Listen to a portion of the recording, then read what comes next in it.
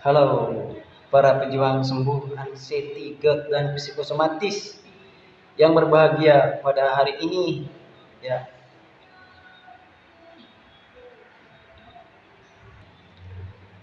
saya yakin teman-teman semua sudah sehat, sudah baik, sudah bisa beraktivitas, sudah bisa makan enak, sudah bisa tidur nyenyak, sudah bisa jalan-jalan kemanapun yang teman-teman Anda inginkan saat ini.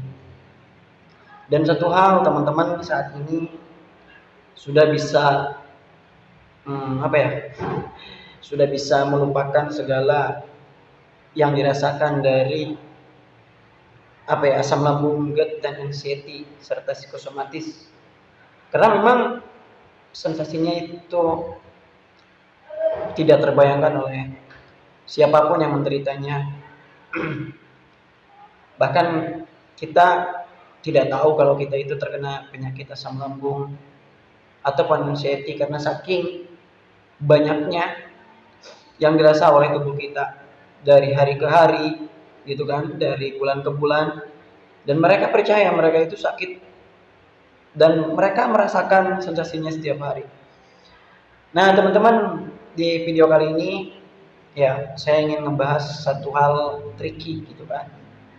Artinya gini, ini tentang masalah bagaimana kita menghadapi anxiety itu secara sederhana, gitu kan, tanpa menggunakan obat dokter, gitu kan.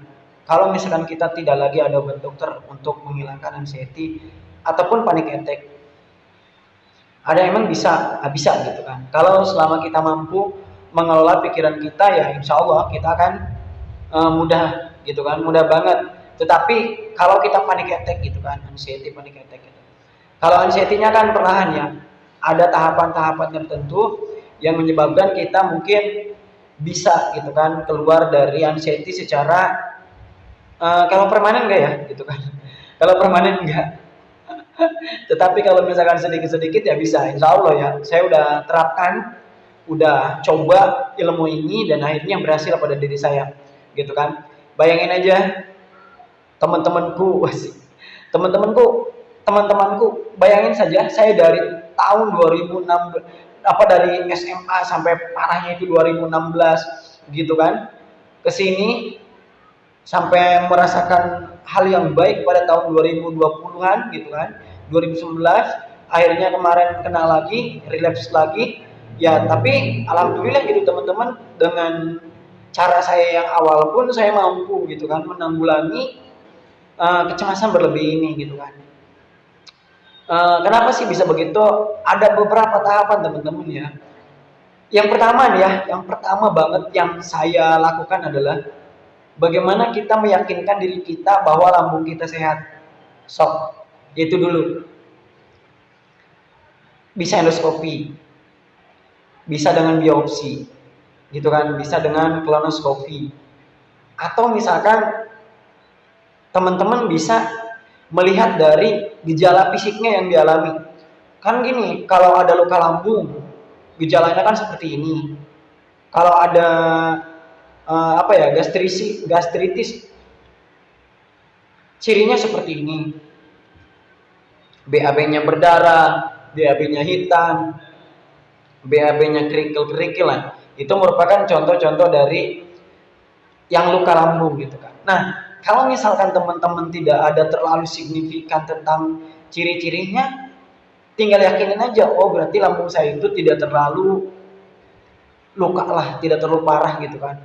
Kadang-kadang ada orang yang begini teman-teman, oh saya tuh lambungnya udah kronis, udah gini-gini, padahal belum melakukan pemeriksaan apa-apa, gitu kan. Tapi mereka sudah bikin penyakit sendiri, gitu kan. Penyakitnya itu dibikin sendiri oleh dia sendiri. Saya lambungnya udah parah, udah gini, gitu kan.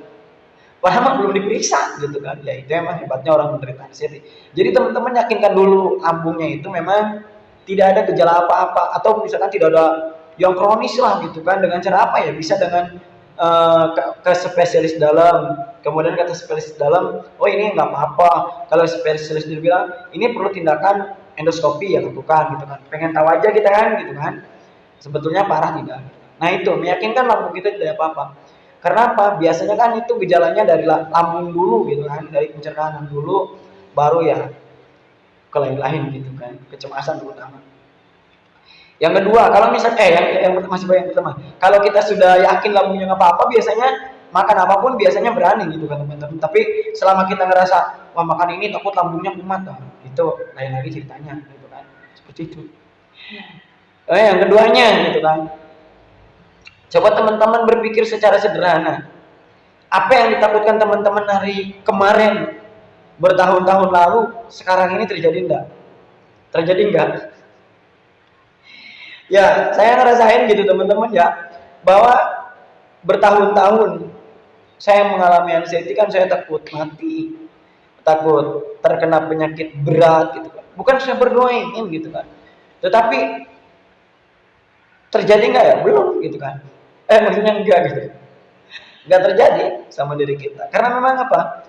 Itu akal-akalan saja, akal-akalan yang dibuat oleh siapa? Oleh diri kita, oleh pikiran kita. Pikiran kita kan yang memilikinya kita, bukan orang lain. Orang lain mah menyuruhnya kita sehat, oh ini teh harus diterima gitu kan. Tapi kitanya kekeh gitu kan, ada sensasi di kitanya, wah mati nih gue, wah mati nih gue. Gitu kan, itu saya, bukan. Kalau teman-teman udah hebat lah, kalau saya masih begitu gitu kan. Nah itu yang kedua, jadi kita seperti itulah, pikir secara kecil aja, yang teman-teman takutkan dari dulu sampai sekarang itu nggak terjadi. Itu yang kedua ya, kita belajar memaksimalkan anxiety kita. Yang ketiganya, teman-teman belum bisa berdampingan betul-betul dengan anxiety, gitu kan? Kenapa? Proses melawan juga kita perlu strategi, perlu senjata. Tapi kalau berdampingan ini yang belum bisa, kadang-kadang orang yang belum bisa berdampingan dengan anxiety, hidup bagaimana mereka itu berkawalan ataupun bertemanan dengan anxiety, itu yang kadang-kadang orang belum bisa. Kalau saya teman-teman, kalau ditanya, bang, abang ada sensasi, saya bilang ada, banyak gitu kan. Muka kayak begini, dibilang sehat, salah gitu kan. Kalau saya teman-teman, kalau saya yang paling saya takuti ketika saya itu bangun jam 12 malam, tangan keringetan, dada keringetan, jantung berdebar, itu saya masih ngeri-ngeri sedap itu. Rasanya masih trauma gitu kan, masih terbayang nikmat seperti itu tuh sering terjadi pada diri saya gitu kan. Tetapi kalau selama itu masih lemas, kelayangan, badan gitu kan, kayak oleng begini, terus kayak kejatuh ke belakang, wah itu udah makanan sehari-hari saya. Udah makanan sehari-hari saya. Jadi saya itu udah nggak aneh hal demikian gitu. Jadi kita belum bisa berdampingan betul-betul dengan sensasi. Kenapa? Kalau orang yang sudah betul-betul berdampingan biasanya apapun yang dirasakan, ya istilahnya dicuekin gitu kan. Kalau dicuekin kan kita betul-betul melupakan dan memang nggak ada gitu yang di diri kita. Tapi ada, tapi kita bisa berdampingan. Kita masih bisa bekerja, kita masih bisa beraktivitas, kita masih bisa produktif untuk melakukan sesuatu. Nah itu yang bagus gitu kan. Orang dengan ada kekurangan di fisik ataupun di psikisnya, tetapi mereka bisa beraktivitas, itu yang luar biasa gitu kan. Yang keempat nih, yang terakhir, kita belum ikhlas nih, itu yang penting, belum ikhlas ya kita itu belum bisa ikhlas dengan apapun yang terjadi pada diri kita saat ini. Itu saya ngalamin. Jadi saya tuh orangnya kadang-kadang gitu, kadang-kadang kok saya sih yang kena gitu, kenapa tidak dia gitu kan, kenapa tidak orang lain, kenapa saya gitu kan. Itu saya itu. Kalau teman-teman mah enggak, teman-teman udah hebat ya. Kalau saya mah nggak bisa, masih tidak ikhlas. Jadi ikhlas gitu kan. Oh enggak, saya juga udah ikhlas dari awal gitu kan. Ya, saya ikhlas menerima dengan keadaan seperti ini. Makanya ya, kemudian ya teman-teman belajar untuk ikhlas dengan semuanya, kemudian ikhlas merubah diri kita. Ya mungkin yang tadinya sering adu mulut sama istrinya, ya coba untuk berhenti beradu mulut, coba ganti dengan beradu senyuman, asik gitu kan sama istri. Ya kemudian bangun tidur istrinya dicium gitu kan, atau suaminya dicium, ya dan seperti itu rubahlah bareng sama anak gitu kan, tidak mengandalkan emosi. Mudah-mudahan gitu kan.